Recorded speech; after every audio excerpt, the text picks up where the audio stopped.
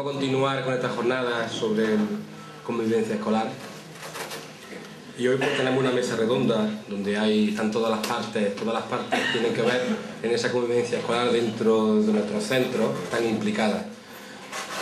Como venimos trabajando ayer, nos dimos cuenta que la convivencia no es solo por una parte, ni puede tomarse las medidas solamente por un sector, sino tiene que estar implicado toda esa comunidad educativa, profesorado, alumnado, familia, administración, y por eso es el motivo de esta mesa redonda.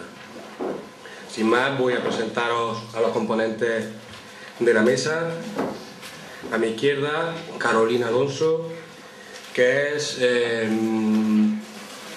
miembro de la administración, trabaja en la consejería con el temas y gestiona y planifica los programas de COEPAZ, tiene libros publicados en Igualdad y Cultura de Paz y hasta este año ha sido responsable del Observatorio de la Convivencia. A continuación tenemos a don Francisco José Heredia, que es alumno de cuarto de ESO del IES Miguel Servet de Sevilla. A continuación tenemos a Juan Bueno, que es director del CEI Andalucía de Fuengirola, de Málaga, y miembro de ASADIPRE, que es la Asociación de Directores de Primaria. Y a continuación tenemos a doña Pilar Triguero, que ha sido durante mucho tiempo presidenta de CODAPA, miembro de este movimiento de padres y madres, y yo creo que todos la conocemos, por lo cual tiene un poco más que presentar, porque cuando hay confianza.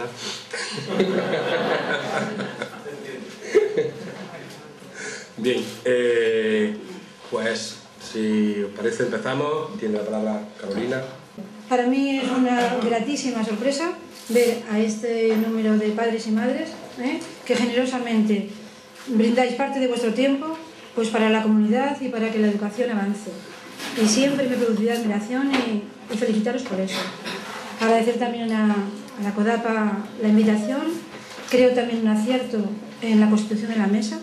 Creo que visibiliza todos los sectores que inevitablemente estamos invitados y casi obligados, diría yo, a llegar a un entendimiento y sobre todo a colaborar, como a lo largo de la exposición quisiera ir reforzando.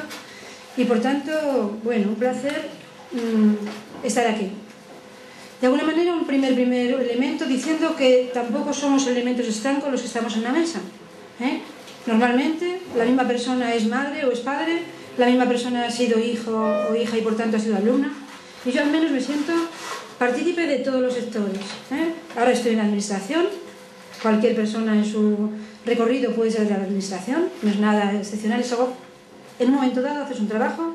Soy madre, soy alumna, seré siempre eterna aprendiz, soy madre de alumnos, de mis hijos, es decir, que inevitablemente también participamos de todos los sectores y por tanto somos una comunidad. Y creo que no perder de vista este principio ayuda muchísimo a intentar pues, situarnos donde debemos. La participación es un derecho, pero la participación es un deber.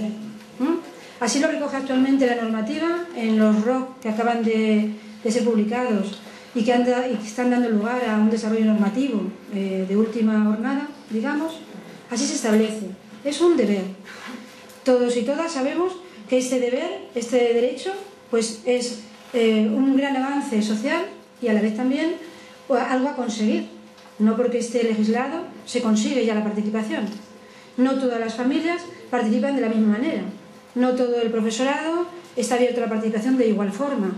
No todo el alumnado tiene la disposición y la formación, yo diría también, para poder participar. Es algo que hay que lograr. Es un recorrido, a la vez que un derecho y un deber. Es para mí un recorrido. La intervención que voy a hacer quiero tener tres niveles. Un primer nivel, el normativo. ¿Qué nos dice la normativa? Lleváis los 2 días y seguro que mucho antes ya familiarizándoos con ello, por tanto van a ser unas pinceladas. Un segundo nivel, que sería ya, ¿y esto cómo se hace en los centros? ¿Esto qué realidad tenemos? ¿Cómo? Insisto, pinceladas, porque es muy poquito tiempo el que vamos a disponer, pero sí que vamos a esbozar las pinceladas. Y no quiero dejar de poner un tercer nivel, que es el individual. El que cómo se implementa, cómo se hace la participación, va a depender mucho de cada persona que participa en el proceso.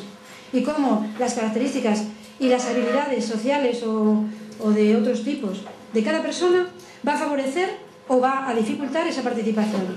Porque creo que son los tres niveles que inevitablemente tenemos que considerar para que realmente sea un hecho esa participación para el logro de los objetivos, que es en definitiva lo que pretendemos, ¿eh? No para que sea una participación formal de decir estoy participando, sino para que de hecho en esa participación repercuta en la mejora de aprendizajes, en la mejora de los valores que queremos en nuestro alumnado, puesto que es desde convivencia desde donde vamos a hablar.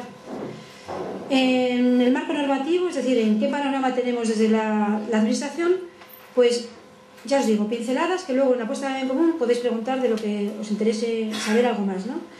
Contamos, si empezamos por la diapositiva por abajo, evidentemente, delegados de padres y madres, que es como lo más novedoso que el decreto establece para la participación, así como los claustros, que serían por parte del profesorado lo que hace la participación, que se reflejaría en el consejo escolar, ¿eh? Esto a nivel de cada centro. A nivel provincial tenemos las comisiones provinciales de convivencia, que también tienen representación sectorial, ¿eh? Y que en la comisión provincial de convivencia también se emite un informe todos los años. Por encima, y estamos hablando de lo macro, estaría el Observatorio Andaluz para la Convivencia, ¿eh? Este Observatorio Andaluz para la Convivencia, pues igual, participan todos los sectores de la comunidad y es un órgano consultivo y asesor de por dónde tienen que ir las líneas de avance en convivencia. Al hablar de la provincia he nombrado también los gabinetes provinciales de asesoramiento, más que nada porque si alguien no los conoce, que lo dudo, imagino que tenéis incluso comunicación con ellos, pues es un gabinete de 2 personas en cada una de las provincias andaluzas a quienes se les puede consultar o a través de quienes podemos asesorarnos en temáticas de convivencia. Bien, uno de los objetivos que tiene la participación sería el desarrollo de las competencias básicas, ¿eh? Las competencias básicas hacen un salto entre el aprendizaje, como estaba antes establecido, a como ha de ser. No se considera que un aprendizaje se ha adquirido si tú luego no eres capaz de utilizarlo en tu vida cotidiana. De poco sirve haber estudiado mucho una materia si luego a la hora de hacer un cálculo tú no eres capaz de saber ya qué resultado tiene ese cálculo, cómo ponderar ese resultado. Por tanto, competencia significa que de verdad sean aprendizajes útiles para la vida cotidiana y útiles para seguir estudiando. Cuidado, no hablamos de bajar niveles, hablamos simplemente de realmente ser aprendizajes que asimilemos. De las 8 competencias básicas, las que tienen que ver con convivencia serían la competencia social y ciudadana, la de autonomía personal, que esta también le daremos un poquito de importancia, y la de aprender a aprender, ¿eh? Solo con esas competencias tendremos realmente participación. Más cosas a nivel general para tener el panorama de a nivel normativo que hay en convivencia, ¿eh? Todos los centros, lo conocéis de sobra puesto que no es nuevo, tienen la obligación de tener un plan de convivencia. Me imagino que los que estáis en consejo escolar participáis incluso de su elaboración o proponer medidas para la mejora de este plan de convivencia. Además, el sistema tiene lo que es la red Escuela Espacio de Paz, que es una red que vincula a centros que quieran profundizar en el trabajo de la convivencia. En la próxima orden, ya próxima a salir, se contempla también la figura de centros promotores de convivencia positiva como un plus dentro de los centros de la red Escuela Espacio de Paz. Y también vincula aquí los premios andaluces de convivencia y cultura de paz, que son propuestas por las comisiones provinciales. Las que antes citaba a nivel provincial proponen a la consejería qué centros son los que se proponen para conseguir estos premios de cultura de paz. Todo esto es una información, considero, importante para saber hacia dónde también podéis dirigir vuestra intervención. No he querido perder la oportunidad, cuando hablamos de convivencia, de incorporar también igualdad, ¿eh? El tema de igualdad entre hombres y mujeres está en el sustrato de fondo de la convivencia. Es imposible trabajar una convivencia real, y equitativa y justa socialmente sin abordar también este aspecto. Por tanto, he traído también la obligatoriedad de un plan de igualdad, que hay una persona experta en los consejos escolares que asesora sobre el tema de igualdad, que las AMPAs pueden solicitar proyectos de coeducación. Tenemos un número interesante de AMPAs que lo solicitan y que participan en estos proyectos. Estarán próximos a salir, quizá el mes que viene sale esta convocatoria, y también los premios Rosa Regas a materiales coeducativos. Tenemos con esto digamos, lo que es el marco normativo en el que nos movemos. Todo eso nos da un panorama privilegiado. A veces la norma o la normativa no favorece la convivencia. Yo diría que estamos en un momento en que la normativa empuja a la realidad. Está avanzada. Ojalá se pudiera implementar todo aquello que la normativa actualmente permite. Ojalá pudiéramos desarrollarlo como todas y todos seguro queréis. Además, en ámbito normativo, quiero poner, mirad, para muchos centros, para muchas familias, cuando se habla de convivencia todavía, y hemos avanzado mucho desde los últimos años, pareciese que se hablase de los problemas de convivencia. Y pareciese que la convivencia es que mi centro no necesita trabajar la convivencia, mi centro es muy tranquilo. Esto no es cierto. No es que no sea cierto que sean tranquilos, que lo son. Seguro que padres y madres como vosotros, que participáis mucho, os han dicho, vaya, siempre vienen a las reuniones los que menos lo necesitan. Tampoco estoy de acuerdo con esa afirmación. No es cierto. Cuando a mí un centro me dice, viene quien menos lo necesita, digo, no, qué bien, si tu centro no tiene problemas de disciplina, qué maravilla. Eres justo el centro que va a poder desarrollar todos los demás niveles de intervención en la convivencia. Es decir, tienes el centro perfecto para fomentar actitudes en la ciudadanía, para que los compañeros y las compañeras de tus hijos tengan otros principios. La escuela pública tiene que ser un elemento de igualdad. Evidentemente nuestra sociedad no es igualitaria. Como punto de partida, los niños y las niñas no entran igual a la escuela, no entran igual. Y es injusto que eso sea así, pero la escuela tiene que contribuir a que esa diferencia se iguale. Las familias que somos conscientes de que en la educación hay que apostar por la totalidad del alumnado, tenemos la obligación moral de ayudar a que esa compensación se realice. Nuestros hijos e hijas, si son favorecidos, mejor. Pero el centro puede desarrollar precisamente hábitos, precisamente valores, para que sean compartidos por toda la comunidad. Queremos que nuestro futuro dentista sea alguien formado en valores. Queremos que tenga una ética y un desarrollo moral importante.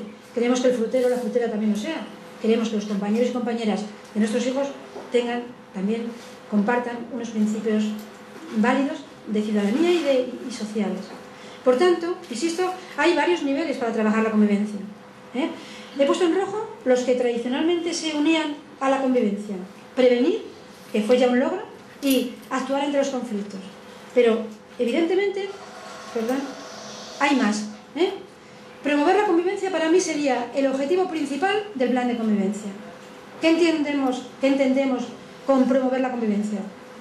Precisamente, ¿qué formas arbitra cada centro docente con la ayuda de todos los sectores implicados para precisamente construir convivencia? Precisamente para desarrollar valores, precisamente para consolidar hábitos que permitan que esos valores se integren, que las personas aprendan una serie de estrategias de diálogo, estrategias de actitud ante los conflictos, de estrategias de desarrollo emocional que les permita actuar, y también, si nos da tiempo, daremos alguna pincelada en ese sentido, porque considero que son pequeños aprendizajes muy útiles en la participación de todos los sectores educativos. Por tanto, y aquí ya voy a ir más rápido, aunque luego, por supuesto, si queréis preguntar cualquiera de lo que queráis, a vuestra disposición estoy. Promover la convivencia sería el fundamental para mí, insisto. Prevenir, anticiparnos. Todo el mundo sabemos que según van llegando determinadas edades, se entra en una situación diferente, ni más graves, ni menos graves.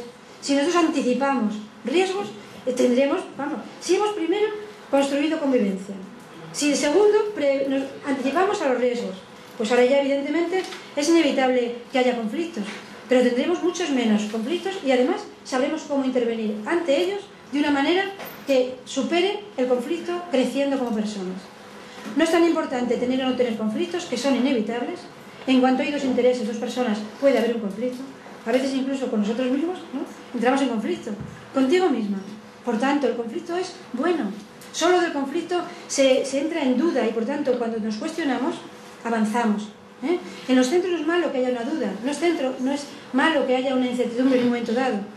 Lo que sería interesante es que toda la comunidad sepamos aprovechar ese momento para salir mejor parados de esa situación que ha sido a lo mejor un impasse. Lo mismo a nivel personal que interpersonal. Por tanto, no solamente después intervenimos bien ante los conflictos, sino ¿qué ocurre? se ha expulsado a un chaval o a una chavala del centro. Y el chaval o la chavala vuelve al centro. Si no se hace nada con ese grupo para que el regreso de ese chaval ocurra de otra manera, si con ese chaval o esa chavala no trabajamos de una manera especial para que cambie actitudes, está eso abocado a repetirse una y otra vez sin avanzar. Por tanto, este cuarto nivel de estrategias para restaurar, cuando se ha roto la convivencia, restaurarla, es imprescindible. Es imprescindible que trabajemos para ello, ¿eh? Por supuesto, la participación, que vamos ahora a desarrollarla más, por tanto no me voy a parar en ella, y la organización, que también venía, pero que bueno, que no es el momento porque todo no podemos abordarlo sobre la marcha. Vamos al segundo nivel de intervención. Este sería todavía, fijaros, el que es a nivel general y común a todos los centros. Por eso os decía que la normativa ahora mismo nos empuja. Tú avísame cómo vamos de tiempo porque, bueno. Por tanto, la participación en el centro. Resulta que la participación, porque esté en una orden, no es obligada, ¿eh? La participación no se puede imponer. La participación pasa como la autoridad. Uno puede decir, yo soy la autoridad y yo aquí mando, y lo hacen personas. Pero eso no vale, porque es impuesta, ¿eh? La autoridad hay que ganarla, y la participación también hay que conquistarla. Y ha de servir a unos objetivos, ¿eh? Voy a ir pasando rápido. Evidentemente participar es difícil, ¿eh? Si conocéis, y si no os lo recomiendo, el artículo de Santos Guerra del árbol de la participación, os lo recomiendo como lectura porque da muchísimas pinceladas de qué dificultades tiene la participación, y de ahí el mérito que tenéis de seguir ahí en ese trabajo en el que os habéis metido de manera voluntaria, ¿no? La participación, como es normal, parte también de mucha desconfianza y de muchos miedos, ¿eh? Muchas veces se tienen miedos por todas las partes y eso impide o dificulta la participación. Entonces, saber cuál es el papel de cada sector y precisamente desarrollarlo es lo fundamental desde aquí. Por eso yo veo que abordar la participación es una oportunidad y a la vez un reto, ¿eh? Si partimos de que es que tengo que tener la participación, vamos a construir la participación. Vamos a enseñar al alumnado a participar, vamos a enseñar a las familias a participar, vamos a enseñar al profesorado a participar de forma cooperativa, ¿eh? Por tanto, tengo que ir muchísimo más rápido de lo que quisiera. Evidentemente no he sido realista con mi... Hay tiempo. Bueno, tú 5 minutos antes me decías Carolina. ¿Vale? Algunas pautas de qué creo yo que ayuda a la participación. Por un lado, el ser también capaces de reconocer y de felicitar, ¿eh? No todo nunca se hace mal, no todo nunca se hace bien. Es muy importante. Vivimos una cultura a lo mejor de la queja y de la crítica. Cuando seamos críticos, pero con una propuesta alternativa. Tener siempre actitudes abiertas y saber valorar lo que se hace bien, ¿eh? Porque en todos los sectores se hacen bien cosas. La normativa nueva da la mediación como una de las herramientas para intervenir.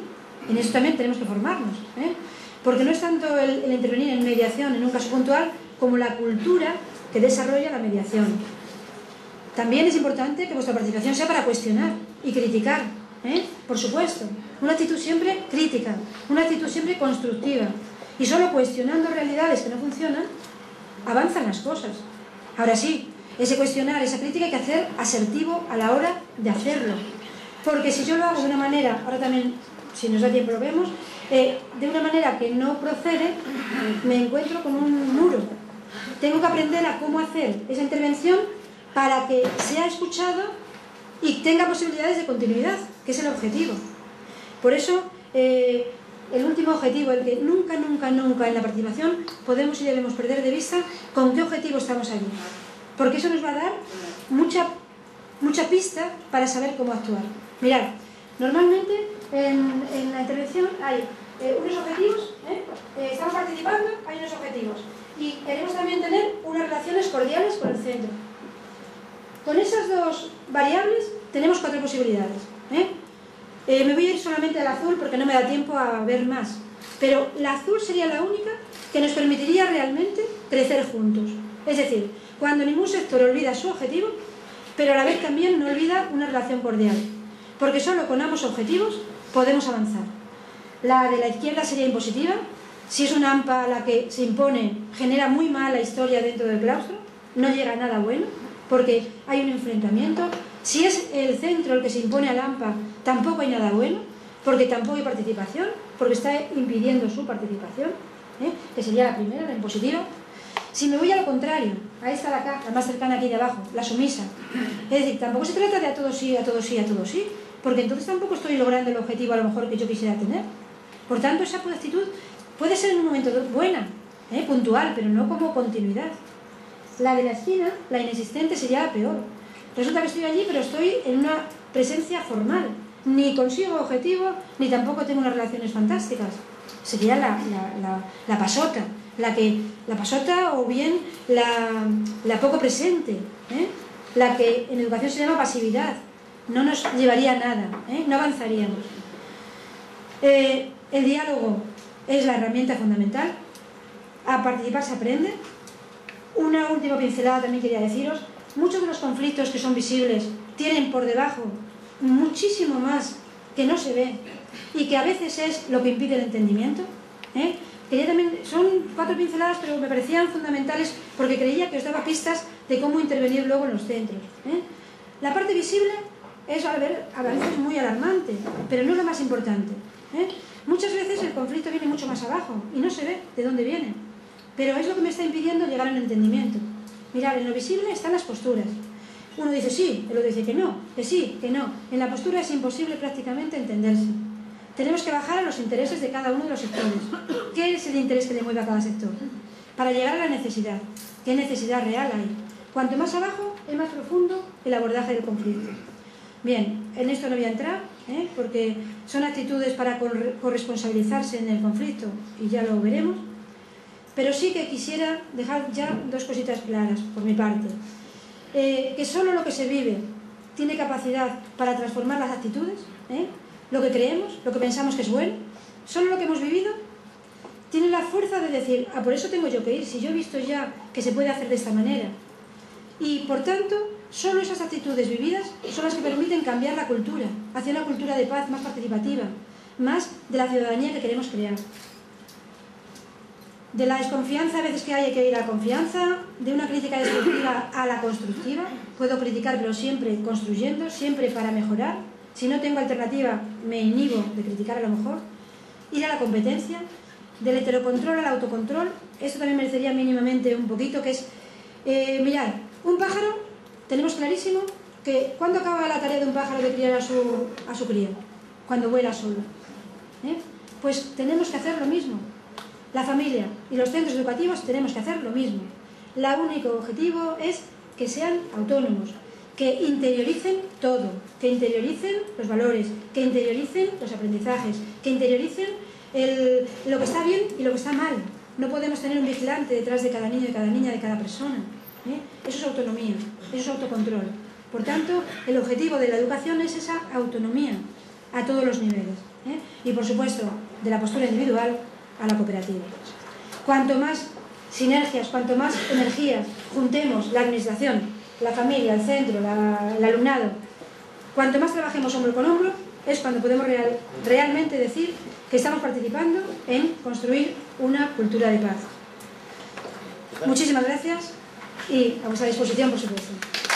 En primer lugar, agradecer la invitación por estar hoy aquí.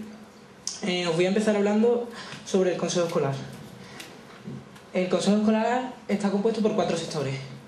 Miembros del profesorado, miembros de la AMP, de la Asociación de Madres y Padres de Alumnos, la AMPA, miembros del equipo directivo y miembros del alumnado, como en mi caso. Obligatoriamente hay una reunión por trimestre, pero cada vez que se necesite se reúne al Consejo. Los temas pueden ser la verificación de actividades extraescolares, la verificación de la modificación del plan de convivencia, alguna urgencia, unas cosas. Alumnos delegados. Alumnos delegados hay uno por cada grupo. Este es elegido al principio de curso por sus demás compañeros. Estos alumnos son, entre las funciones, van a las reuniones del profesorado de grupo en la que se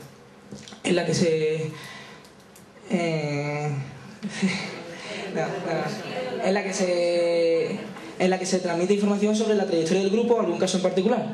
El delegado, en algún momento, una hora libre, no será el encargado de transmitirnos la información al demás grupo, y aparte es el encargado de transmitir información que haya podido recibir de cualquier profesor.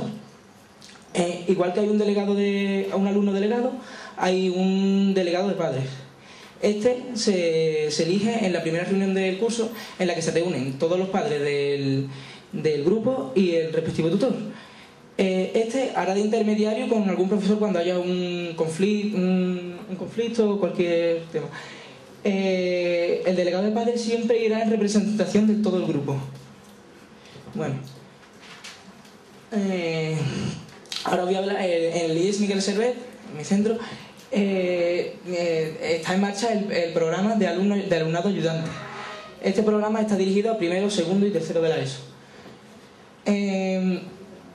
Hay 3 alumnos por grupo, que al igual que el alumno delegado es elegido por sus demás compañeros, y estos alumnos tienen que estar dispuestos a colaborar, a hacer de intermediario con algún profesor. Es muy importante que sepan escuchar a quien lo necesite, trasladar alguna necesidad a quien le corresponda, y hay que dejar claro que estos alumnos no son chivatos.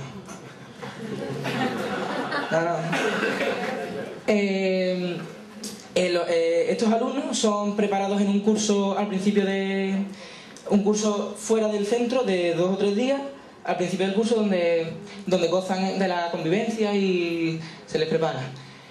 Tras esto hay reuniones por niveles en las que se resuelven dudas o se sigue poniendo en práctica lo aprendido. Una función a destacar es la acogida de alumnos nuevos al centro. Cuando un alumno se incorpora al centro, estos alumnos son los encargados de explicarle la función general del centro, es decir, enseñarles las instalaciones, esas cosas. Creemos que este programa ha mejorado la convivencia y ha solucionado muchos problemas por la vía pacífica. Este programa lleva a cabo 3 años, los 3 últimos años. Bueno, ahora os voy a hablar de las actividades complementarias y extraescolares, que son un claro sello de nuestro centro por la calidad, cantidad y variedad de estas.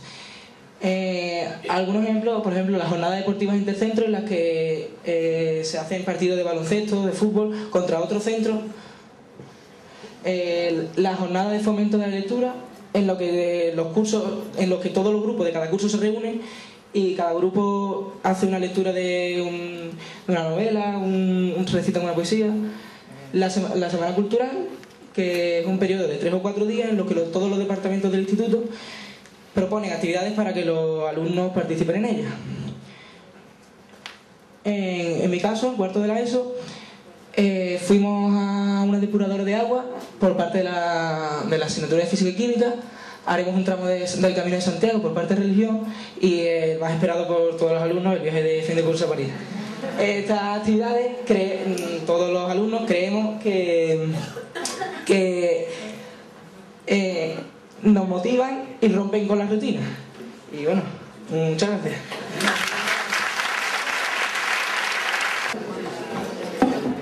Bueno, yo no voy a tener la valentía de Francisco, que ya, bueno, habéis visto que se ha puesto de pie y ha hecho una presentación magistral para mi modo de ver, porque ha sido breve, concisa y ha explicado las cosas. Entonces no voy a tener su valentía, sino que me voy a meter aquí en el rincón y voy a intentar hacer una presentación de lo que es la nueva unidad de medida en el sistema educativo andaluz. ¿Sabéis cuál es?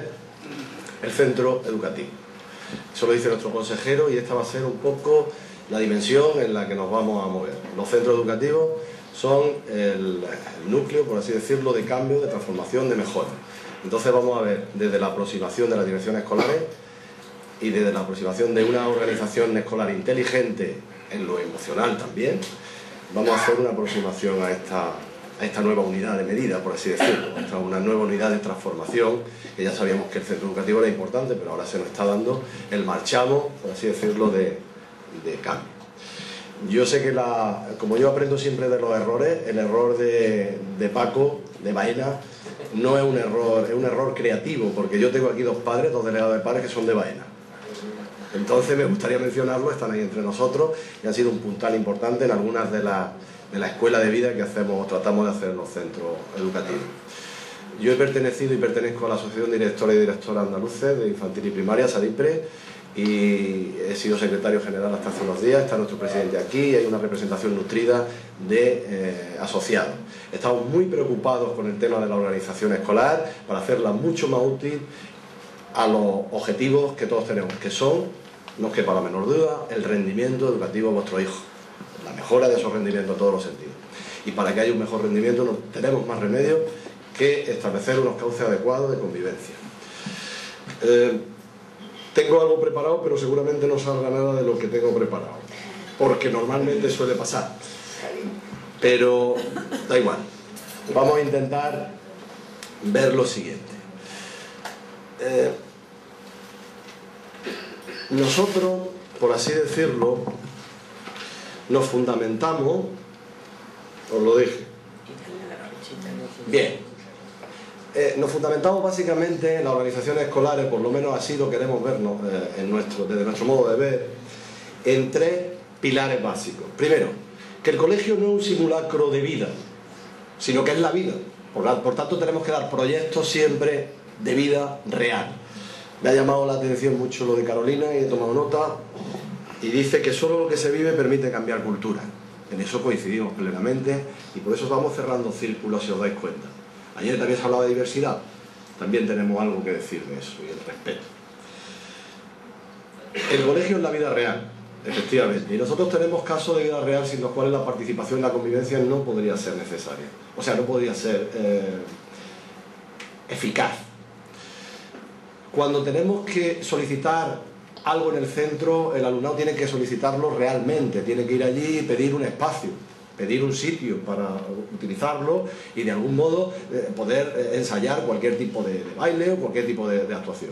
Cuando un padre o una madre quiere colaborar, le damos un proyecto concreto de colaboración y establecemos una especie de compromiso en la que el padre o la madre realmente está haciendo algo. No son postizos, intentamos buscar siempre los cauces más adecuados y que sirvan para los intereses obviamente del colegio, los intereses organizativos y la vida real del centro y de la transformación necesaria de los espacios y de los huecos de poder, que ese es otro asunto que me gustaría abordar un poquito más adelante. Por tanto, el espacio de vida se fundamenta básicamente en la distribución del liderazgo. Las direcciones escolares no podemos ser las que lo hagan todo, ni queremos. Tenemos que establecer cauces. Por eso agradezco realmente y mucho esta posibilidad de la CODAPA de ver en nosotros como palanca importante en la distribución del liderazgo, no en arrogarnos en directores y ejecutores de todo. O sea que, por tanto, los principios de distribución del liderazgo están básicamente muy encastrados, por así decirlo, en la vida real de los colegios y en la participación real. O sea, el padre o la madre que no ve un hueco donde meter cabeza, pues realmente se desencanta y veremos después, posteriormente, dificultades para ello. Entonces hay que buscar los huecos, pero ojo, hay que ordenarlos, porque si no empezamos con los prejuicios y los celos, y hay que hacerlo de una forma sistemática. Quiero decir, hay que dedicarle unos tiempos, unos espacios y una estructura organizativa simple, porque la burocratización de todo esto nos puede complicar la vida. Entonces hay que hacer una estructura organizativa, un compromiso mínimo de unas cuantas líneas en las que decir que fulanito de copa viene a trabajar en la transformación de tal sitio, de hacer una base de datos de los delegados o colaboradores del padre, y viene a hacerlo en este tiempo y durante este espacio, y cuando vaya por allí por el centro sabemos que fulanito o fulanita de tal pues está trabajando en ese proyecto concreto y nadie puede pedirle cuenta de nada, sino que es un miembro más de nuestra comunidad y está haciendo cosas. Por eso volvemos a insistir en que no estamos simulando la vida real, como se decía que podía ser el centro educativo, sino que la estamos viviendo y queremos ejercer presión y políticas concretas de poder y de microliderazgo o de liderazgo compartido y distribuido en el centro, por supuesto, pero también en nuestra comunidad donde nos insertamos. Tengo que decir, al hilo de este asunto, que nuestro centro está en Fuengirola, en un barrio humilde, tampoco somos un centro bilingüe y hay una población extranjera aproximadamente del 35%, con lo cual la diversidad, no solamente por la población extranjera, que ya imprime un sello de diversidad importante, es mucha. Por eso la diversidad que ayer decía el compañero Rafael Mesa planteó. La diversidad es la clave en nuestro centro para fomentar la actitud de respeto, que también vamos a dejarlo. Bien, entonces dejamos huecos para la verdadera participación en ese espacio vital que es el colegio educativo, y lo hacemos a través de dos bálsamos fundamentales, que son el diálogo y la comunicación. Por eso es tan importante para un proyecto, para un colegio como el nuestro, el asunto del proyecto lingüístico, incardinado en lo que es proceso de mejora de la convivencia, puesto que no hay problema de convivencia o conflicto que no se resuelva con una buena conversación. Entonces esa es la clave muchas veces de lo nuestro, ¿no? Quiero avanzar en otro punto fundamental, otro fundamento, que es la participación y las nuevas fórmulas de participación que preguntaba un compañero ayer. No estamos en los tiempos de disponibilidad absoluta. Es muy difícil disponer del padre o la madre siempre, y sería mucho mejor para todos que tuviéramos un trabajo y que realmente en el horario escolar no estuviéramos disponibles para el centro. Pero sí hay que buscar espacios no lectivos para trabajar, y también espacios virtuales y nuevas fórmulas de participación que no sería malo ir abordando. En concreto, nosotros estamos intentando ver la posibilidad del uso de PASE para establecer unos lazos más directos e inmediatos con los padres de nuestro colegio. Por ejemplo, si hay una actividad que hacer, yo sé que muchos colegios lo están abordando ya, lo están utilizando, un sistema simple, barato y cómodo de emitir mensajes y de provocar reacciones, que es lo que intentamos.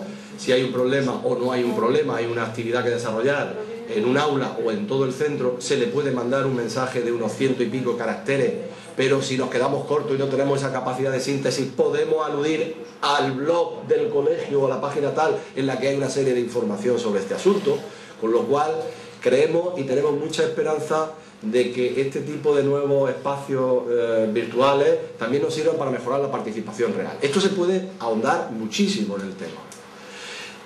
Y mi experiencia es que las redes no son solamente redes sociales o redes como pasen, virtuales y ajenas, sino que son redes sociables que nos han hecho ser aún más sociables y aumentar la participación y la convivencia real. De hecho, muchas veces estamos en los sitios donde estamos porque conocemos a gente que ha colaborado con nosotros y realmente no nos hemos puesto en común ni lo hemos visto nunca.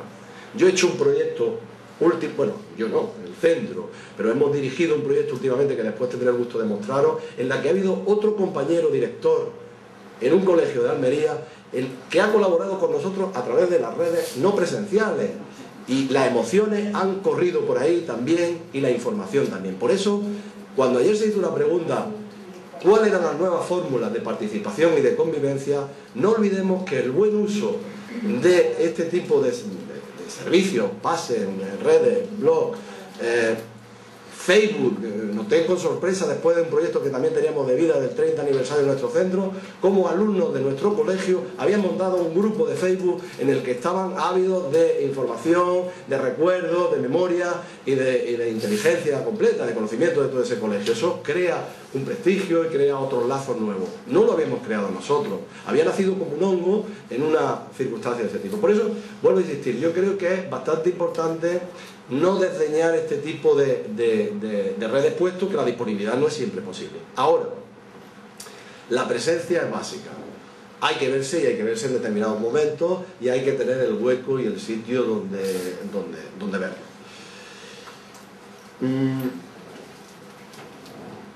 Quisiera también deciros que realmente hay dificultades para la convivencia. No voy a poner el énfasis en las dificultades porque nos basamos en los principios también positivos, como veremos después. Pero yo creo que las dificultades las tenemos precisamente para removerlas. Ahí podéis ver, hemos hecho la pregunta más que nada para el debate posterior. Veamos cuáles son las dificultades. Y las dificultades no son siempre racionales. Por eso hay que hacer una aproximación también afectiva a este asunto. desde el punto y hora de que hay confianza mutua y permitimos que padres y maestros establezcan lazos firmes de conocimiento y de confianza, los prejuicios, los miedos, los recelos se van mitigando. Eso es algo que estamos comprobando a diario en los centros. Por eso no nos da o no nos debe dar miedo, como decía ayer Rafael Mesa, el asunto de la participación, siempre que sea realmente sincera y ordenada.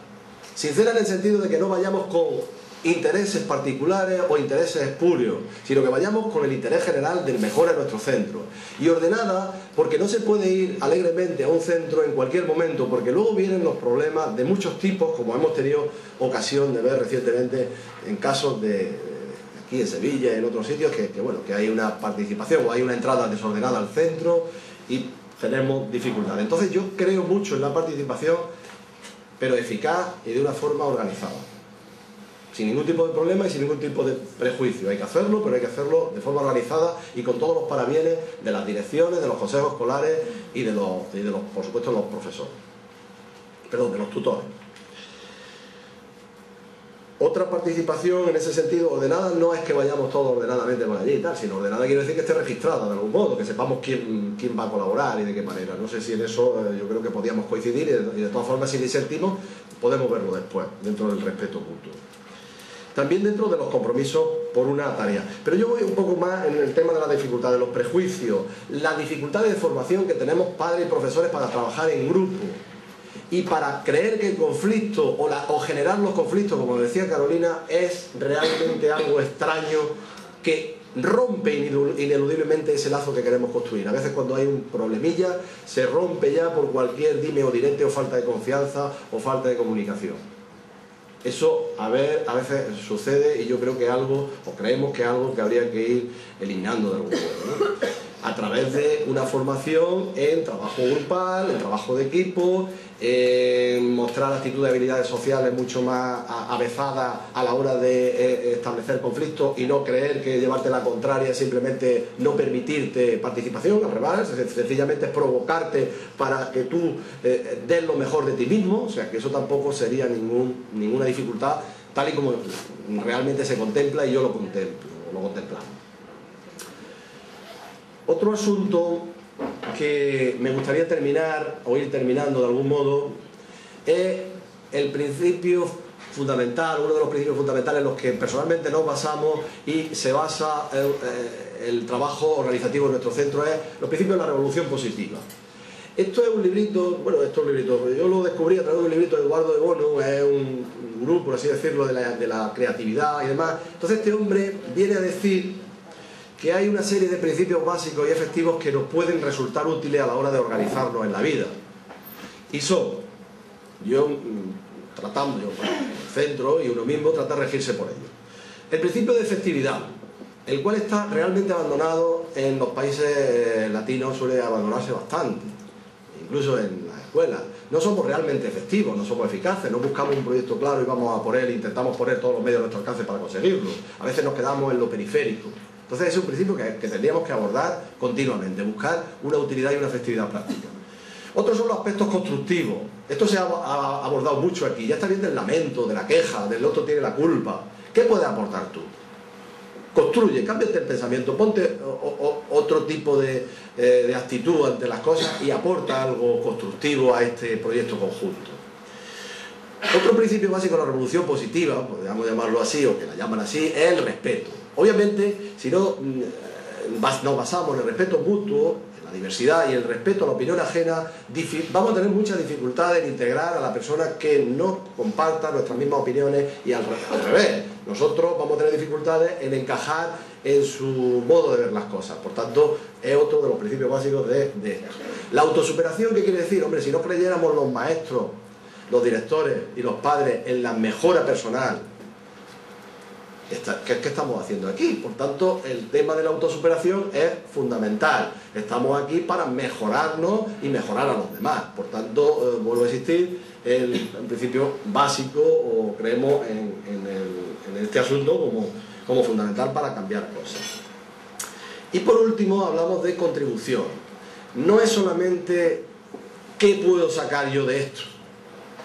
Yo vengo aquí porque me baso muchas veces, cuando me llaman, y se lo dije a quien se contactó conmigo, que es Rosa Martín, le dije que yo no puedo decir muchas veces que no porque me estoy contradiciéndome, no estoy siendo coherente con los principios de contribución que mantengo. Si yo tengo que contribuir con una aportación, pues sencillamente vengo, digo lo que pienso, digo lo que creo, en lo que estoy empeñado y estoy trabajando y por ello me pagan, y aparte de eso, si no me pagan, pues aquí estamos también, no pasa nada, porque me baso en el principio de contribución. Por tanto, esto hay que aplicarlo bajo mi punto de vista o a mi modo de ver a las relaciones y a la organización educativa y a los espacios mutuos de confianza que hay que irse dando y de participación y de convivencia.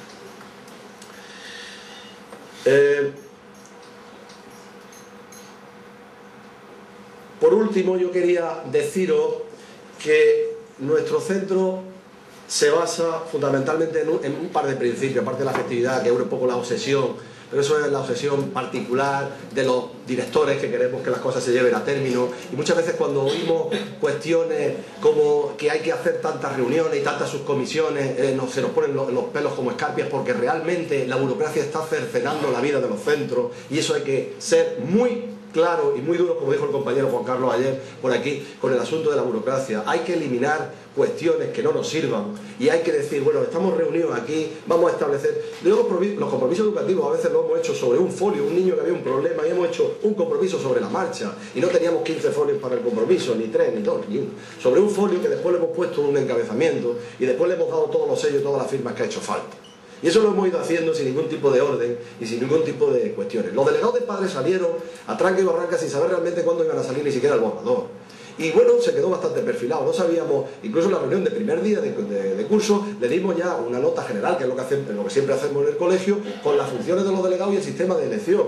Perfilamos después la convocatoria, pusimos más cositas porque gracias a Pilar Triguero también nos mandó un borrador de esa orden un poquito más adelante, y vimos que era necesario, porque ya habíamos tenido un problema de ineficacia de comunicación y algunos padres y madres no habían entendido el tema y habíamos provocado un conflicto severo con profesores. Dijimos, oye, formación cuanto antes.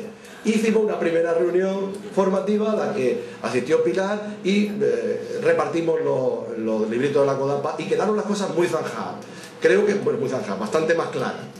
Bastante más claras, nunca queda zanjado nada, ni queremos. Una segunda reunión es para proyectos concretos. Tenemos una misión que hacer en el centro de una niña y entonces reunimos a los colaboradores, a los padres, realmente que han colaborado con nosotros, para una misión concreta, que es hacer un desfile benéfico de una niña que tiene serios problemas familiares y no hay, en fin, una paraplegia completa, una tetraplegia, entonces pues hay que ayudarle. Entonces los delegados de padres han resultado ser unos pilares fundamentales para este tipo de intervenciones, porque a los 15 o 20 que había en la APA se le unieron esos delegados de padres, porque previamente en una charla, en una asamblea de padres y madres, habíamos visto que podían ser un nutriente para la APA, nuevas aportaciones. Por eso yo creo que no hay que tener recelo a los delegados de padres. Son, dentro del principio del liderazgo distribuido, es otra fórmula más. Y lo que hay que hacer es sumar, no restarla. Al revés, yo creo que las APAs pueden estar salvadas con este tipo de problemas, os lo digo, como no veamos esa participación, podemos si lo encauzamos bien, tener una fórmula de participación fantástica. Además, comisiones muy concretas en las aulas del centro. Comisiones muy concretas en los grupos de clase. Bien, no sé si me estoy perdiendo, pero creo que el tema lo estáis encauzando. Hay 3 principios fundamentales, como son que el aula es la vida, el centro es la vida. Otro, como hemos dicho, el asunto de la nueva fórmula de participación y ensayar este tipo de cosas sin miedo. Y por último, el principio que decíamos de la revolución positiva, que se basa en estas cosas, sobre todo en convivir con la diferencia, el respeto y la contribución, ¿no? Os quiero poner algunos ejemplos de lo que hemos hecho en el centro, si logro verlo por aquí, que siempre pasa algo, pero bueno, vamos a intentar ver un ejemplo de un proyecto como otro más. Podemos ver algunos de ellos. Este proyecto es un proyecto artístico que hicimos con ayuda de toda la comunidad y en la que 2 delegados de padres que están aquí conmigo hoy colaboraron muy intensamente porque se implicaron hasta las trancas, porque había algo que ofrecer al final, y inauguramos recientemente. está en torno a la obra de un inspector, que no es un inspector al uso, sino un inspector particular, porque es un artista también. Y lo que queríamos ver es que no simplemente se crearan una obra y se dejaran en el centro y se donaran, sino que hubiera una participación real y comunitaria de toda la comunidad educativa a través de delegados de padres, colaboradores, padres o madres colaboradores, y lo hicimos de este modo. Voy a poner este ejemplo en el vídeo que tenemos por aquí, si logramos que todo vaya bien. Sonido.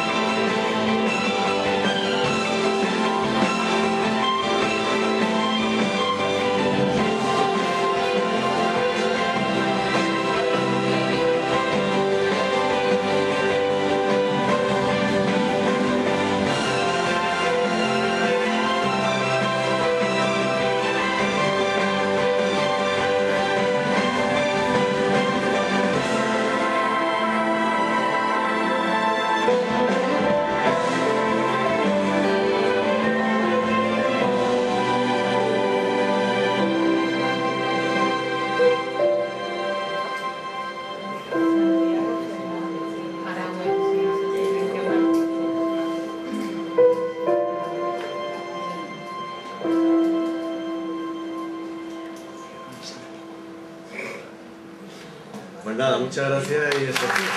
Todavía buenos días. Bueno, pues por aquello de ser riguroso, vamos a agradecer a CODAPA y agradecer en el amplio sentido de la palabra, entender la palabra dicha en el contexto que está, que me dé la oportunidad, una vez más, de comprobar que los padres y las madres de Andalucía se creen lo de la colaboración de todos en el proceso de la educación de sus hijos y de sus hijas y de toda la sociedad. Además de darme la oportunidad de compartir mesa con varios de los pilares fundamentales de la comunidad educativa. Yo me reía con Juan porque yo cuando entré en esto hace 19 años ya, en todas las órdenes ponía etcétera. Y el etcétera era el personal de administración y servicio, que después pasó a llamarse PAS en la normativa, pero que muchas veces es el gran olvidado. Y sin embargo, uno de los pilares fundamentales de la convivencia de los centros son esos conserjes, esos monitores administrativos, esos auxiliares administrativos, con lo cual vaya desde aquí también un reconocimiento a la labor que hacen diariamente en los centros. Todo hablar de la última tiene un inconveniente, y es que hayan dicho lo que tú pensabas decir, con lo cual puede ser reiterativo, pero además tiene una ventaja, que te da tiempo a decir, pues voy a cambiar lo que pensaba decir, por eso me había traído dos, porque además la experiencia es un grado, y contaros otra cosa completamente distinta a lo que mis compañeros de mesa han expuesto. Yo quiero agradecer mucho la presentación que nos ha hecho Francisco, porque si todos estamos aquí, los directores, los padres y las madres, esos delegados y delegadas de padre y madre que por lo visto la brocha acabo de comprobar que se les da muy bien, es ni más ni menos que por ellos. No tiene sentido la participación de las familias si olvidamos la voz del alumnado. Y en muchas ocasiones pensamos por ellos, actuamos por ellos y lo resumimos diciendo que todo es para ellos. Yo voy a ir más allá de cuál es el trabajo real, de qué podemos hacer las familias para mejorar la convivencia en los centros educativos, porque no es ni por ellos ni es para ellos, es para enriquecernos fundamentalmente como personas. Y ahora veréis cómo el aprendizaje de la convivencia no es solo aplicable al marco de la escuela, aunque en la escuela es donde se puede convivir durante más horas al día una gran comunidad compuesta por niños, niñas, maestros, maestras, profesores, profesoras, personal de administración de servicios y los padres y las madres, esos que tuvimos la feliz idea de hacernos miembros de la Junta Directiva de la APA, pasamos unas pocas horas al día. Cuando me dicen que qué hacemos los padres por allí, yo siempre digo lo mismo. Sin nosotros es difícil que esto funcione. Con nosotros, con nuestra participación, estoy completamente convencida, porque además son muchos años de práctica lo que me han llevado al convencimiento, el clima escolar mejora, pero además mejora notablemente. Pero ya me habéis oído mucho, con lo cual siento ser repetitiva, para poder participar en condiciones de igualdad, como mínimo tendremos que tener una formación en condiciones de igualdad. Porque además, hoy, y no ayer, porque la sociedad cambia a un ritmo frenético, necesitamos estrategias dirigidas a responder a la realidad educativa del hoy, no de hace 2 cursos, ni de hace 3 cursos, porque además la escuela es ni más ni menos que un reflejo de la sociedad. Yo os voy a hablar de mediación, y os voy a hablar de mediación porque entiendo que cuando hay conflictos de relación entre personas es básica esa mediación, pero sobre todo porque si tenéis al menos unos conocimientos básicos de qué herramientas debéis emplear sin haber hecho los 3 años que son de grado para obtener ese título de expertos en mediación, os puede servir para interactuar en cualquier ámbito de vuestra vida diaria. ¿Por qué? Porque la mediación, que tiene un carácter educativo y preventivo, fundamentalmente lo que nos enseña es a entender el conflicto, lo que nos enseña es a ser demócratas, y no solo de palabra, sino de actitud. Pero sobre todo nos enseña a que la paz se crea día a día. Porque es importante hablar de paz, y es importante hablar de paz cuando estamos hablando de centros educativos, y cuando estamos hablando de nuestro hijo y de nuestra hija, cuando estamos hablando de nuestros iguales, las familias. Porque además la paz se logra con el respeto a la diversidad, con el diálogo, con la colaboración. A mí me oiréis muy pocas veces hablar de violencia. De hecho, algunas personas, cuando han utilizado ese término, se han sentido como un poco atacadas de mí. Sabéis que soy muy impetuosa. Porque yo tengo algo muy claro. Poner un televisor, poner una radio, lo que queráis. En este momento, en el mundo, en un mundo muy cercano, hay un montón de conflictos bélicos. Todavía no he escuchado a ningún informativo hablar de la violencia que genera la guerra en Irak, en Libia. No, se habla de conflicto armado.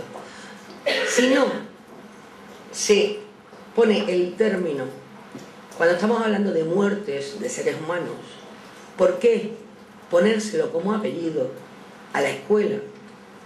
Que es lo que ha hecho mucha gente a lo largo de muchos años, hablando de violencia escolar. En la escuela existe el conflicto, como existe en cualquier situación cotidiana de la vida. ¿Qué tenemos que hacer? Sobre todo, tener claro que el conflicto puede tener su vertiente positiva si estamos entrenados para saber resolver ese conflicto. Contaros que tenemos una revolución tecnológica que ha supuesto unos cambios sustanciales en nuestra forma de comunicarnos. Es además recordaros que esos cambios muchas veces han llegado a nuestras vidas de mano de nuestros hijos y de nuestras hijas. O sea, yo lo mucho o lo poco que he aprendido de estos cacharros, que cuando hacen cosas raras y no tengo a mi hijo o a mi hija cerca, tiro de cualquiera que parezca tener bastante más experiencia que yo, vienen a decirnos que vivimos en una sociedad que se comunica por múltiples vías, pero además por las vías del ya. Yo me reía con Juan esta mañana y decía, es que me entero por el Twitter de determinadas cosas, o me entero por Facebook, me entero incluso de la hora que algunos se acuestan y se levantan, nuestros hijos también. Vivimos en un momento social donde, además de todo eso, se nos acusa, y con motivo, de que hemos perdido ese referente de ser los que imponen disciplina, que somos muy permisivos, y lo somos, y que muchas veces no somos capaces de marcar límites. Puede ser.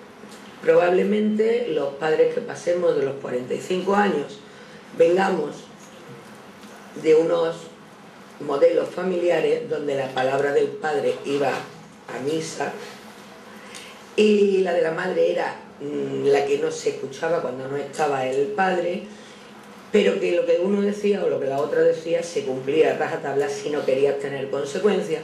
Y de ahí hemos pasado a entender que era mucho mejor ser amigos de nuestro hijo que no padres y madres, para luego volver a reaccionar y decir, no, mira, los amigos que los tenga donde quiera, pero que yo soy el padre y la madre. Y además, siempre es el momento de volver atrás. A mí no hay nadie que me haya convencido hasta el día de hoy que se han acabado las soluciones, que ya no hay alternativa. Cuando estamos hablando de seres humanos, mientras haya una sola esperanza, cualquier esfuerzo que hagamos en mejorar esas condiciones siempre servirán para algo. Además, a nuestros hijos y a nuestras hijas les hemos vendido el éxito rápido. O sea, solo tenéis que ver los sueldos que tienen determinados futbolistas, jugadores de no sé cuántos. Entonces, mire usted, lo hemos mandado a la escuela, a una escuela a la que van acompañados de lo que ven en los medios de comunicación, de lo que ven en los videojuegos, donde pues la violencia pues está exaltada, pero además como si tú eres el que vence, tú eres el mejor, eres el que gana. A eso le sumamos que efectivamente nos hemos encontrado con una diversidad que nosotras y nosotros no conocimos en nuestra época en la escuela, y además que a la escuela se le ha dicho que ya está bien de que se queden solo en los contenidos académicos, que la escuela es algo más, a la vez que se nos dice a los padres, oye, que habéis tenido hijos para algo y no para dejarlos en la escuela. Esto tiene que ser una colaboración estrecha de toda la sociedad. Pero mientras concienciamos o no concienciamos a la sociedad, que nos puede costar mucho tiempo, por lo menos vamos a ponernos de común acuerdo, porque siempre tiene que ser de acuerdo, los agentes que sí que estamos implicados todos los días, que son el alumnado, que además tiene que ser el referente de cualquier cosa que hagamos, son los docentes que se encargan día a día de educar, además de transmitir conocimiento. Somos ese personal de administración y servicio que andaba por allí y los servicios complementarios, pero que no se os olvide que el referente fundamental siempre vamos a ser los padres y las madres. La convivencia se aprende. Sí, y además se aprende desde que somos muy pequeños. Yo ayer, compartiendo con varios compañeros profesionales de la sanidad, pues el último estudio que ha salido, desde los 0 meses hasta los 6 años, se construye el cerebro de las personas. O sea, fijaros de qué estamos hablando. Estamos hablando de que millones de conexiones neuronales en 6 años de vida, los primeros, ya están ahí. A partir de ahí los tendremos que utilizar toda la vida. Y las conexiones neuronales que no se utilizan se pierden. Vamos a ver qué podemos aprender para construir esa convivencia. Tendremos que aprender a interactuar, a compartir, a participar, a dialogar, que no es lo mismo que hablar. Tendremos que asumir la responsabilidad que como padres y madres hemos adquirido al traer niños y niñas a este mundo. Y tendremos que ser conscientes de que esas interacciones continuas se dan en la escuela, que además de democrática no tiene nada. A los niños se les dice, tú tienes que estar allí desde las 9 hasta las 2. Y eso es lo que hay. Y además te tienes que sentar en esta clase y te tienes que sentar en la banca, en la silla o en el pupitre que los adultos hemos decidido. Bueno, pues en ese concepto bastante antidemocrático es donde nuestro hijo, nuestra hija y el alumnado, para los docentes, pasa gran parte de su tiempo. Pues ahí es donde tendremos que aprender todos a convivir juntos. Fijaros que todos somos capaces de convivir si se nos da herramientas para adquirir esa capacidad, pero en lo que no estamos formados es en la gestión del conflicto de forma democrática. Y el conflicto no es malo. Podéis entender que la palabra conflicto siempre lleva la negatividad de apellido. Pues no. Si se resuelve bien, como mínimo, aumenta nuestra propia capacidad para resolver otros. Con lo cual, de entrada, ya hemos avanzado en el primer escalón. Pero es que además, cuando empezamos a comprobar que eso es así, somos capaces de ir más allá y de llegar al segundo escalón realizando otros acuerdos. Fortalecemos las relaciones y fomentamos algo que yo también soy muy reiterativa, que tendríamos que estar todos los días, sin confundirlo con otra cosa que no tiene nada que ver con el fomento de la autoestima de los niños y de las niñas, que es ser lo más permisivos posible y ahí te las apañes. Tenemos nosotros también como madres y como padres, como adultos, que fomentar esa autoestima. Pero además, igual que hoy estamos aquí, vosotros desde el viernes por la noche, en muchos de los asistentes, tendremos la posibilidad de realizar actividades en grupo. Esto lo voy a pasar muy rápido. Hay muchas formas de enfrentarse al conflicto, de forma evasiva, de forma acomodativa, de forma competitiva, de forma transaccional y la forma cooperativa. La mediación es el estilo cooperativo, al 100%, porque entre otras cosas siempre pretende como objetivo máximo lograr el beneficio de las dos partes, utilizando el diálogo y utilizando la colaboración. Pero no es tanto su finalidad resolver de forma inmediata ese conflicto, sino que lo primero que interviene es como intervenimos los sanitarios cuando hay una brecha. Restablecemos la comunicación entre las dos partes. Funciona exactamente igual en las relaciones interpersonales. A partir de ahí, lo que yo quiero hoy deciros de la forma más breve posible, luego tendremos tiempo en el debate posterior, es que para que esto sea efectivo tenemos que tener unas habilidades. Y esas habilidades las tenemos que adquirir donde se nos dan las herramientas de formación. Y CODAPA es, y las federaciones que la integran, la mejor herramienta de formación que los padres y las madres que estamos en las juntas directivas de las asociaciones tenemos, con lo cual utilicémosla. La mediación no es ni más ni menos que la transformación en positivo de un conflicto que, si no se utilizara esa técnica, podría convertirse en algo muy negativo. Pero además, una de las características principales que tiene es que no se le puede imponer a nadie. Eso ya no se llama mediación. Eso deja de ser algo voluntario, con lo cual no tendría sentido. Y como es algo voluntario, que se logre solucionar el conflicto siempre pasa por la voluntad de las dos partes, de las tres partes, de las partes que estén en conflicto. ¿Cómo? Evidentemente, primero con la comunicación. ¿Habéis visto en muchos centros de infantil y primaria que han puesto en las aulas los rincones de pensar? Pues ese rincón de pensar debería ser una estrategia que como seres humanos nos dotáramos nosotros mismos y todos los días tuviéramos nuestro propio espacio, ese rinconcito de 60 centímetros donde tuviéramos tiempo de pensar. Nuestra vida como seres humanos mejoraría muchísimo. Tener en cuenta que siempre que se establezca una mediación, todo lo que se trate en ella es confidencial. Todo. Porque si no, no conseguiríamos que sirviera para reconstruir esas relaciones si vamos contando el conflicto y cómo hemos mediado en él y nos ponemos medallitas. Hemos resuelto ese, ya no resolveremos ninguno más. Lo primero que tenemos que aprender es que en este tipo de situaciones no necesitamos medallas, necesitamos resultados. Y los resultados no se obtienen contando lo bien que lo he hecho, sino metiéndote en un espacio, el que se decida, y lo que ahí se dice, ahí se queda.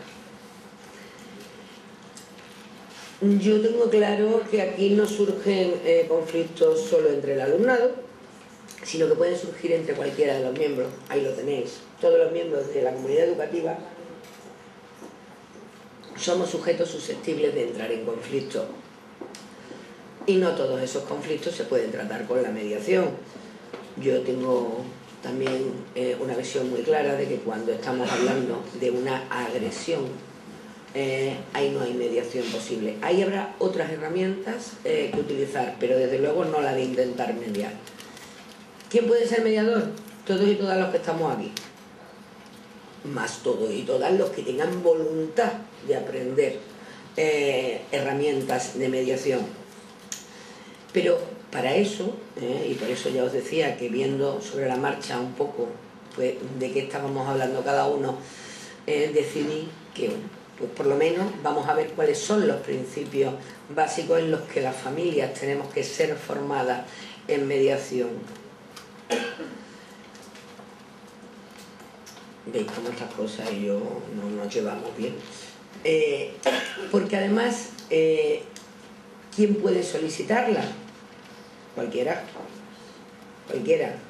Cualquiera que se vea envuelto en un conflicto que afecte al centro educativo, que no significa que se haya producido en las 4 paredes del centro educativo, sino que vengan de ese núcleo, puede pedir la mediación.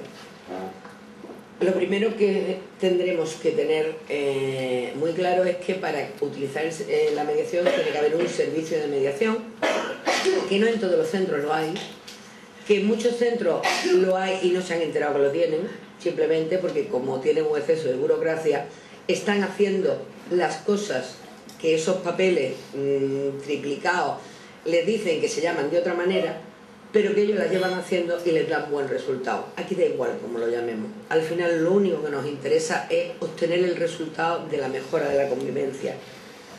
Lo podemos solicitar cualquiera de los miembros. ¿Y qué condiciones son necesarias? Sobre todo elegir a los mediadores. Yo me voy a permitir hoy daros unas pautas para que podáis iniciar en vuestros propios ámbitos. Esa mediación al profesorado se le está dando y se le está dando a través de los centros de profesorado, a través de los gabinetes. Tienen también algunos padres y madres la posibilidad de obtener esa formación de la propia consejería. Y bueno, vamos a ver qué necesitamos. Necesitamos espacio, tiempo y sobre todo aprovechamiento del tiempo. Espacio, pues porque si el conflicto está en el centro escolar, donde hay que buscar el espacio para mediar en ese conflicto tiene que ser en el centro escolar. Los tiempos, pues primero porque tendremos que tener muy claro en qué horario estamos disponibles y están disponibles los espacios, y luego tendremos que tener muy claro que esto no puede ser en tramos sin hora de finalización, no. Para que el tiempo sea aprovechado adecuadamente, el tiempo tiene que estar fijado por adelantado. Y vamos a ver cuál es la herramienta fundamental para poder mediar en los conflictos: la comunicación. Lo que estamos haciendo, lo que lleváis haciendo desde ayer por la mañana, lo que hacéis en cualquier situación cotidiana, las asociaciones de padres y madres, lo que hacen los docentes en sus propios claustros cuando intentan llegar a acuerdos, que es comunicarse. ¿Por qué? Porque a través de la comunicación se resuelven los conflictos. Cuando no se resuelven es porque hay un problema en esa comunicación, con lo cual a lo mejor lo que nos faltan son esas habilidades en comunicar. La primera habilidad que tenemos que tener en la comunicación es el escuchar. Si tú, bueno, si estás comunicando, sí, pero la mejor forma de comunicar es saber escuchar al otro. Pero escuchar, que no es oír, que es lo que habitualmente muchos y muchas hacemos. Porque además, cuando estamos escuchando al otro, interpretamos lo que estamos escuchando según nuestros propios pensamientos. Pero es que además, muchas veces, como la mente es muy rápida, suponemos que va a decir el otro antes de que esa persona lo haya podido verbalizar. Pero además, escuchando, analizamos las posturas, los gestos, las miradas, los silencios, que pueden ser muy efectivos. La escucha activa consiste en percibir el mensaje y en demostrar que estás escuchándolo. ¿Y cómo se demuestra eso? Normalmente a través del lenguaje no verbal. ¿Y qué consigues? Sobre todo demostrarle que la respetas, que es fundamental cuando estamos hablando de relaciones interpersonales. Pero es que a través de ese respeto vas a crear un clima de entendimiento y vas a hacer que se abra a la colaboración. Las posturas personales, y bueno, algunos me tuvisteis que aguantar en Antequera el otro día, son muy importantes. Tú no puedes tener una postura personal rígida cuando le estás diciendo a la otra persona me importas mucho, quiero oír tu opinión y además te estoy escuchando atentamente. Tampoco se puede utilizar una voz excesivamente alta porque ahí se acaba la mediación. Los que me conocéis sabéis además que cuando elevo el tono de voz se me acaba de acabar las ganas de democracia. Porque también como seres humanos tenemos un tiempo para todo y un todo para cada tiempo. Lenguaje verbal es una interacción más con la otra persona.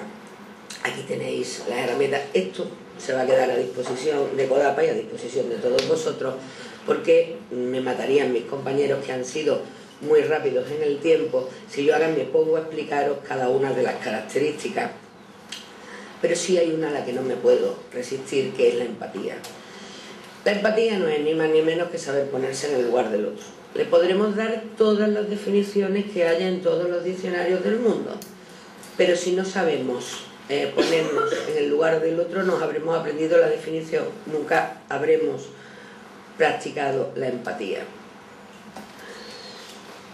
¿Y qué es lo que se debe evitar si realmente queremos tener un comportamiento empático? Los juicios de valor, los insultos, las descalificaciones. Eso del tipo, tú eres un egoísta y no vales para nada, que le solemos decir al niño o a la niña cuando nos tiene un poquitín harto, por aquello de la barrera de la edad del pavo, que empiezan a decir mi espacio, mi problema, mi no sé cuánto, pero de paso te dicen, oye, llévame a tal sitio, cómprame esto y lo otro. Entonces llega un momento en que, como somos seres humanos, perdemos los papeles y lo más bonito que le decimos, eres un egoísta, no sé cuánto. Eso, si vais a utilizar técnicas de mediación, por favor, dejadlo fuera del rincón.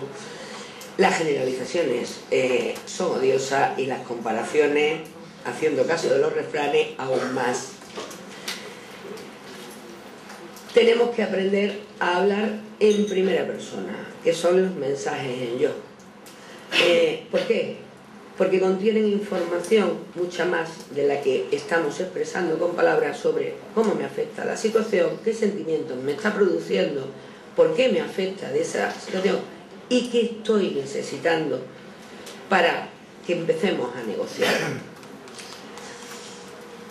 Las pautas del equipo mediador van a ser siempre escuchar activamente, no juzgar y sobre todo no aconsejar. Una cosa es mediar y otra cosa es intentar dar consejos, sobre todo cuando no han sido solicitados. La equidad aquí tiene mucha más razón de ser que en cualquier otro ámbito. Si no escuchas a las dos partes por igual, tu trabajo como mediador ha fracasado antes de empezar.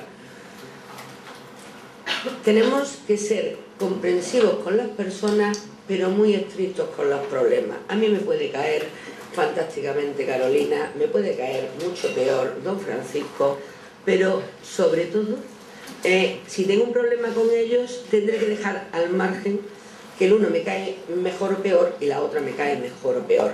¿Por qué? Porque tenemos que ir hacia una visión y hacia una solución realista. Si nos dejamos llevar por qué sentimientos nos pueden despertar de afectividad, de familiaridad, estamos muy equivocados. Y ahora los directores se quejan porque les ha llegado una orden nueva, un borrador nuevo, donde además tienen que elaborar un plan de convivencia. Es lo mismo que estaban haciendo. Carolina además el otro día intentaba explicarlo en la comisión que tuvimos del observatorio, que decía, pero mira, si es que ya me lo habéis traído hecho, que estaban muy preocupados porque ahora no va a dar tiempo.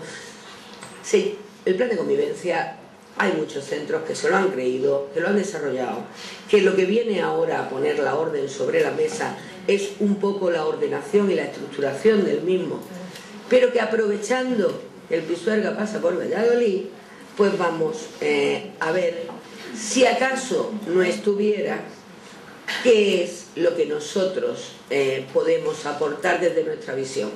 Lo primero, el diagnóstico de la situación. ¿Cuál es la situación real de nuestro centro? ¿Cuál es la nuestra como familias que participamos en ese centro? Tendremos que ver si hay conflicto, por qué se producen, cuáles son sus causas.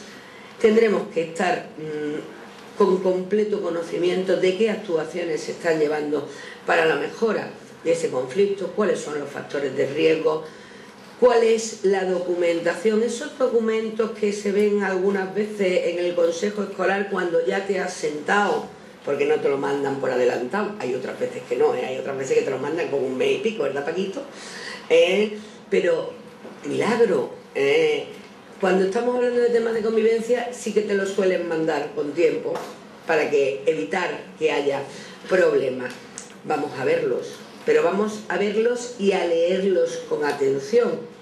Vamos a ver si la comisión de convivencia funciona, vamos a ver si las tutorías se están utilizando adecuadamente, porque no tenemos otro objetivo que mejorar la convivencia en el centro, entre todos los sectores que estamos implicados en ese centro.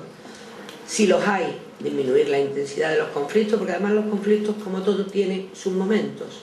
Hay momentos en el año que parece que ha subido la temperatura ambiental de un centro educativo, en el que hasta ese momento todo iba más o menos con absoluta normalidad, y yo escucho a muchos directores y directoras decir, por Dios que acabe este mes, que no tiene nada que ver con la época física del año. O sea, parece que una simple chispa ha prendido a todo el mundo está de mal humor, enfadado, y eso se transmite de uno a otro con una rapidez, o sea, es algo que además hay que cortar rápidamente. ¿Cómo? Pues vamos a crear canales de comunicación adecuados y vamos, sobre todo, a fomentar el conocimiento entre los educadores y sus alumnos. ¿Sabéis cuántos tutores conocen al inicio, primeras semanas, a sus alumnos? Muy pocos. Porque además la información que se les da suele ser sobre cuáles han sido las notas obtenidas en las materias del curso anterior. Una persona no son sus resultados académicos. Los resultados académicos forman a una persona, pero no se pueden resumir si han sacado un notable, un insuficiente o un progresa adecuadamente.